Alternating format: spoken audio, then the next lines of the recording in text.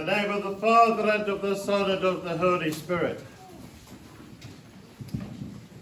We have completed the first week of the Great Lent, and we have come to the first Sunday of Lent, which is called the Sunday of Orthodoxy, or the Triumph of Orthodoxy. Now, historically, this commemorates the restoration of the holy icons to the churches in the end of the 9th century, after of a long period of iconoclasm. There arose the teaching that it was wrong to have the holy icons, that it was breaking the second commandment, and so on and so on. And for several generations, the icons were taken away from the churches. And so there was great joy when the decision of the Seventh Ecumenical Council about the restoration, the authenticity, the orthodoxy of the veneration of the icons was finally implemented, and they were restored to the churches. But we can think more generally about this. What is the icon? Why is it important? Why does it matter? Icon is simply the Greek word for image.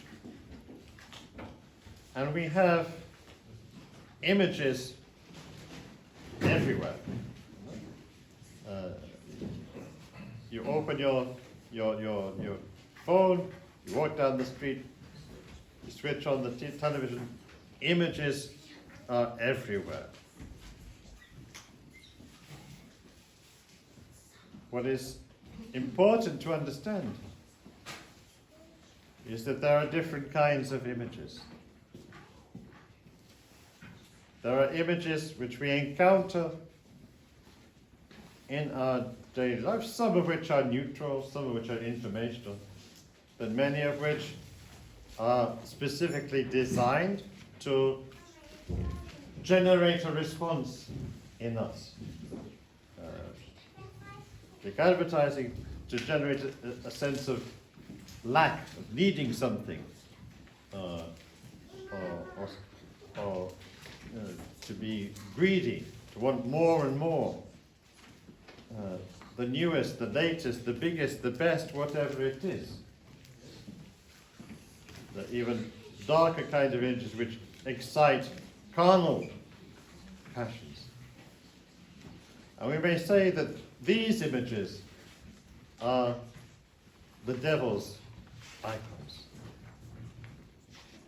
In fact, they are idols, because in effect we worship them. We are drawn to them. We submit ourselves to them, and we accept the message that they deliver to our souls. Therefore, how important it is to have the holy icons, the icons that raise us up spiritually to the heavenly realm, that depict, to make visible the invisible realities of God, the angels, and the saints. And especially the icon of Christ. In the Tribune, the feast day, we venerate thy most pure image, thy most pure icon of Christ. The icon, Christ himself, is an icon. He is the icon. He is, in the words of the scriptures, the image of the invisible God. And if we do not hold fast to the icon of Christ, our faith in the reality of the incarnation will weaken. The icon proclaims the same message that we hear in the gospel, that God is with us, that God, the eternal Son of God, has become the Son of Man, the Son of the Virgin. That is why it is so important that we recognize that we offer to the physical icons that honor, that worship, that veneration.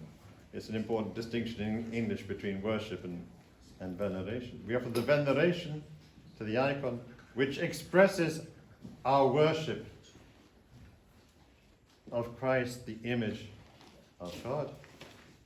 And by extension, when we venerate the icons of the Mother of God, of the saints, we are venerating the image of God, which is so clearly revealed in them. But let us not forget, dear brothers and sisters, that every human being is made in the image and likeness of God. It follows that every human being is a kind of icon, a walking, talking icon.